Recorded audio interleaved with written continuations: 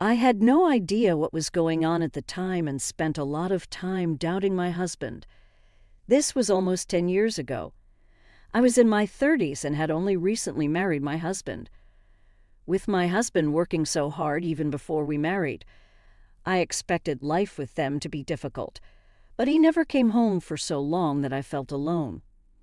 At first, I tried to let my husband relax at home during the rare times he would be there, but my frustration grew. I became harsh with him every time I saw his face.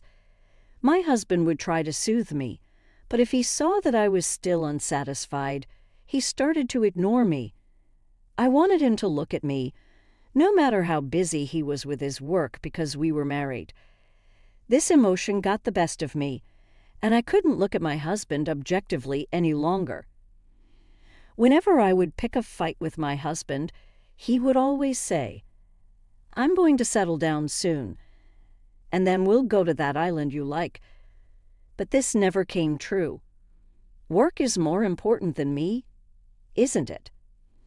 I said, "If so, don't force yourself to come home. I'm tired too, and seeing you so excited makes me sad." No matter how many horrible things I said to him, he never took it seriously, and I began to have a nagging feeling that our marriage was coming to an end. Soon after, my husband could tell I wasn't even mad at him and had no feelings for him. I didn't suspect it at first because he worked in a department with many business trips. But one day, I found a receipt and membership card for a hotel near a house in his suit pocket after he came home from a business trip. The receipt indicated that he had stayed at the hotel on the day when he was out of town on a business trip, and he had accumulated points for more than one night. As a successful businessman who could get the job done, my husband was quite popular with the ladies at work. I guessed that he had found another woman to be with. Why should I have a hard time when he is enjoying being with another woman? I thought to myself.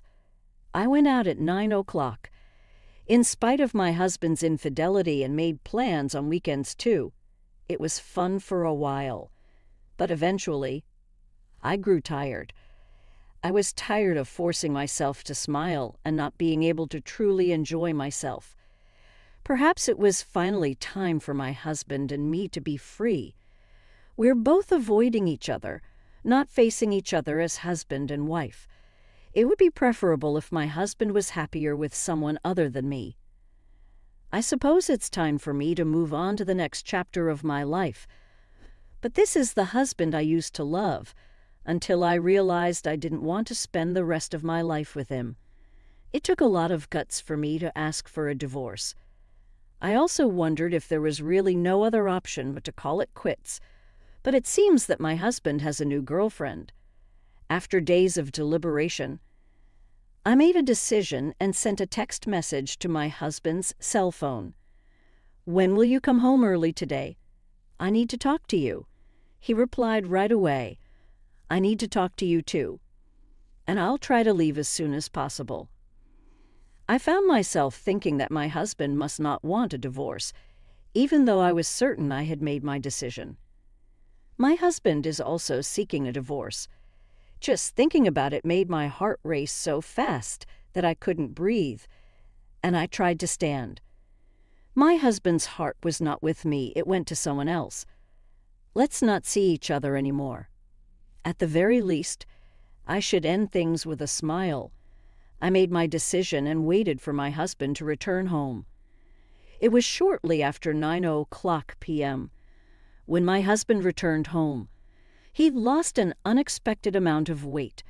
His kind eyes and tone of voice remained the same, but there was a gap between us that seemed insurmountable. My husband, who had never been a man of many words, kept looking down and remained silent except for a few words while I spoke. I wanted to end the conversation with my husband in a respectful manner because I felt he was making a lot of fun of me. We were a married couple, albeit for a short time, and we were about to divorce, so why wouldn't he tell me how he felt?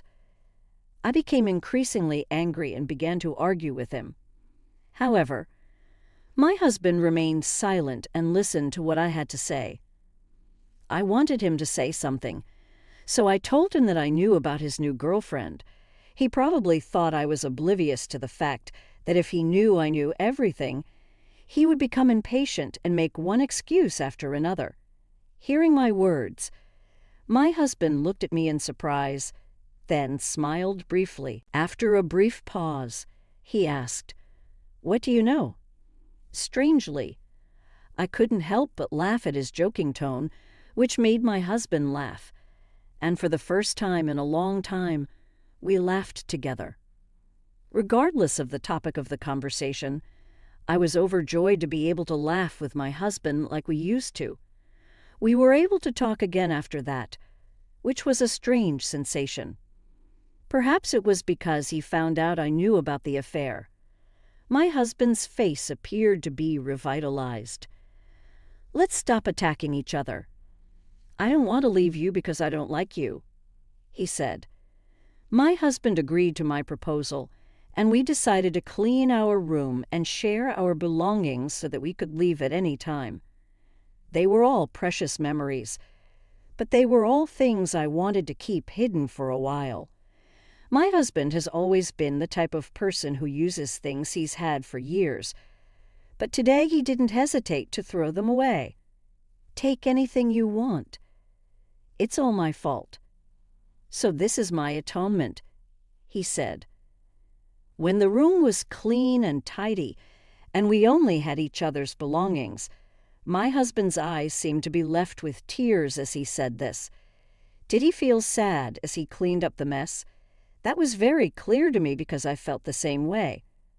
You still have time to think about it, don't you? Let's clean up one step at a time. I decided to take a break for the rest of the day after cleaning up the entire mess. I took a bath to clear my mind. I should be able to get compensation for my unfaithful husband, but it was clear that our relationship had already ended. Besides, I don't want to tarnish my memories of my husband any further. As I was getting ready for bed after the bath, my husband entered the bedroom. He climbed into bed and gently drew me into his arms. "Hey, this is weird, and I feel bad for your girlfriend," I said. My husband said quietly, "Just one more time. I want to be by your side." I stiffened slightly. He was trembling as he wrapped his arms around me. "Are you crying?" I asked him, but he didn't respond. I noticed that his body was lighter and more bony as I stroked his back. "Are you sure you're well? You appear to have shed some pounds," I said to him. His body stopped shaking as I said this. "I've been cutting weight," he said, pulling his body away from mine, taking a deep breath. "Okay, is there anything else I should know?" "Are you sure you're okay?" It had been a long time since I had touched my husband's body, and I was surprised to see how different it looked from before. My husband's physique was always stocky and muscular, even when he was busy. He enjoyed working out. But he told me she likes me like this. I was sad once more. He's doing it for her. Why doesn't he just forget about me if he enjoys being with her so much? I thought to myself, I see.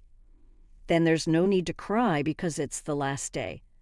Or is it tears of joy to keep my sadness at bay? I said something sarcastic that I didn't need to say. You're still the same. I like that part of you too. I wish you a happy life from tomorrow. I'll be praying for you wherever you are, my husband said lightly. After saying that, my husband began to snore. He was a man who moved at his own pace until the end. I hope so as well. I fell asleep after murmuring to his sleeping face. I overslept the next day because I had stayed up late cleaning up the room the day before. My husband was no longer in bed when I awoke. When I entered the living room, I noticed a 4-size envelope on the table. When I opened it, I discovered a bank book and a few documents inside. When I removed everything, I discovered that it was related to marital property. There was also an unusually large sum of money in the bank book in my name, and I discovered the divorce papers in a small envelope. My husband's section had already been filled, so all that remained was for me to complete and submit mine. In a panic, I dialed my husband's cell phone, but it was disconnected because it appeared to have been canceled. I spent several days asking about my husband's whereabouts with his parents and friends, but none of them would tell me. I had no choice but to contact his company, where I discovered that my husband, that workaholic, had resigned a few months before. Who would it make sense if he made a new girlfriend and left? But why go to such lengths? Why didn't anyone tell me anything? I've grown suspicious of people, and there appears to be no way to contact my husband. The mental fatigue that had been building up since before the divorce nearly crushed me. My husband had gone to the trouble of arranging compensation for me, and now that I was free, I decided to spend some time in a place I really enjoyed. We arrived at the remote island, which took nearly a day to reach from the mainland. The island was depopulated, and about 3,000 people lived there. I had visited the island once with my husband and was captivated by its natural beauty and the slow flow of time. My husband promised that we would return to the island once his work was completed. I miss my husband, but maybe what I need now is the peace and quiet of that place. I quit my job and moved to this remote island a few months later, after renting the house to someone else. It was a risky move on my part, but I knew I couldn't stay in my house any longer. However, I didn't want to waste my husband's efforts, so I didn't want to just let it go. There are many strange things, but I can't ask my husband about them anymore. I plan to spend time on this quiet island, relaxing and letting myself go. I began to adjust to island life and became acquainted with my neighbors. I had enough assets to live a normal life without working, but I realized that doing nothing was even more depressing. So, I started working as a sort of help, assisting the elderly neighbors with their problems. I was initially treated as an outsider, but as I became more used to the work, I was relieved to be accepted as one of the islanders. As I was settling in, I learned from a coworker that a new client had arrived from the main island for medical treatment. He had become ill and had chosen this island as his final residence because there was no treatment available.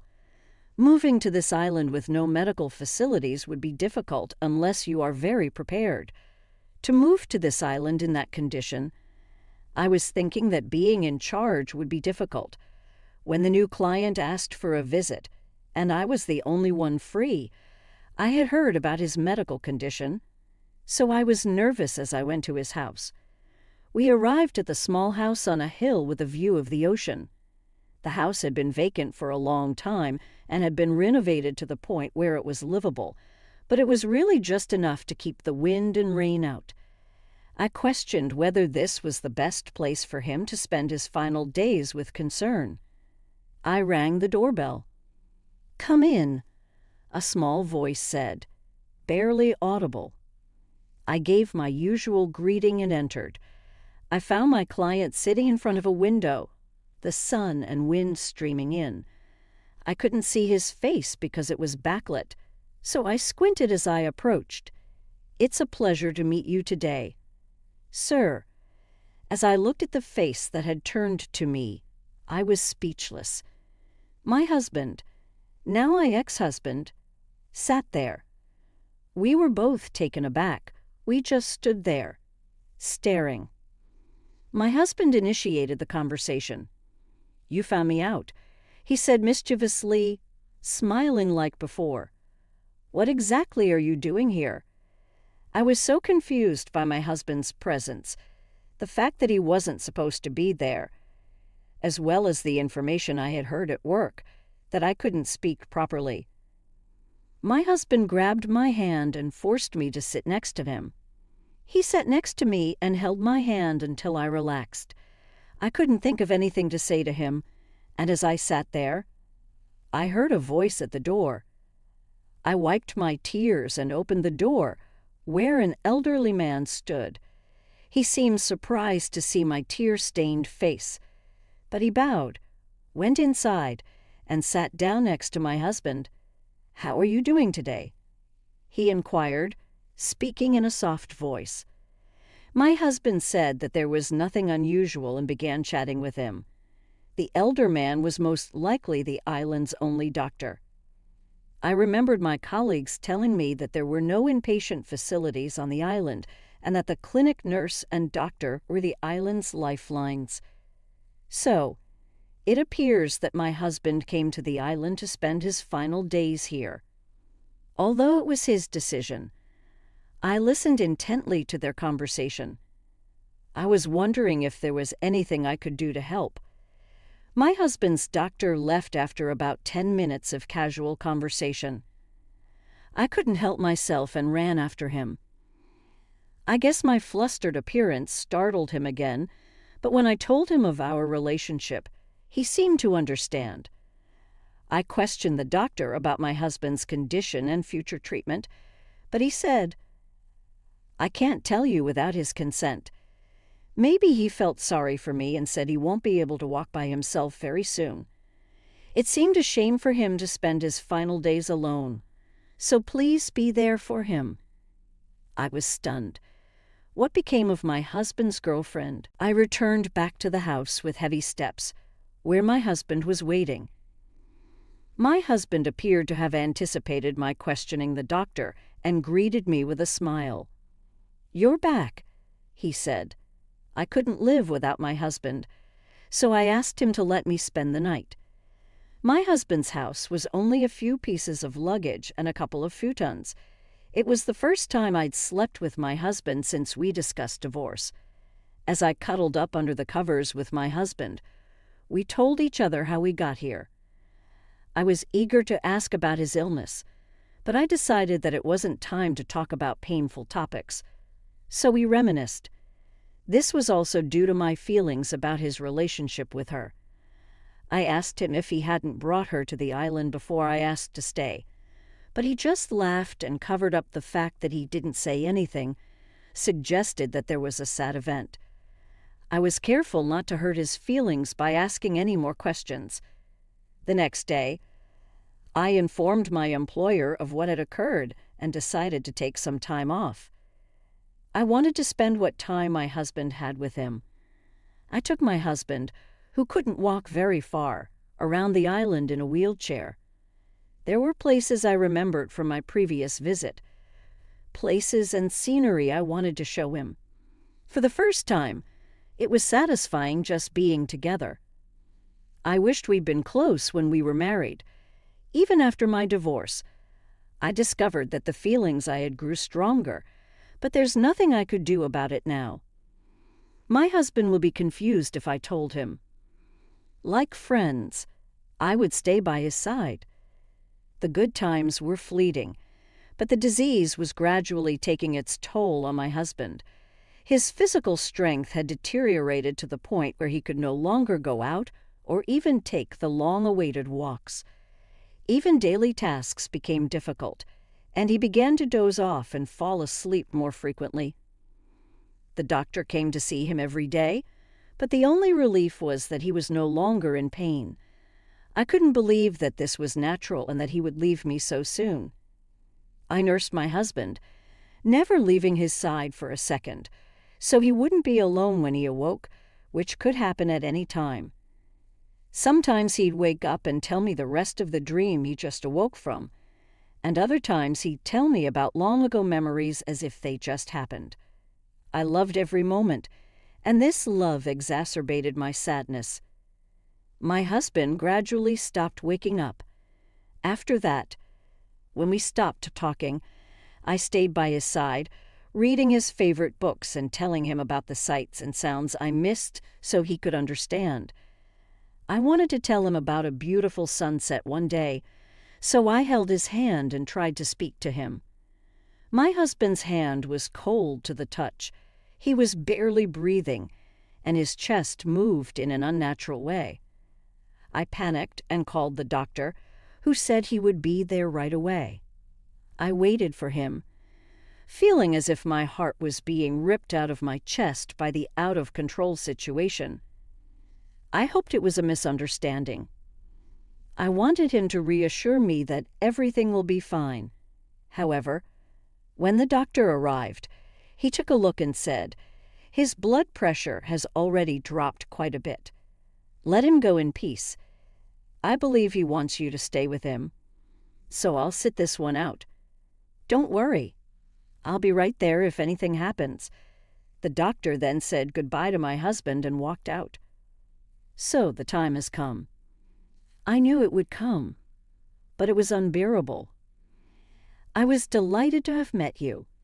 There were some challenges, but the truth is that I adore you. I held my husband's hand and whispered in his ear. Then my husband gently squeezed my hand back. It was medically impossible, but I clearly felt it.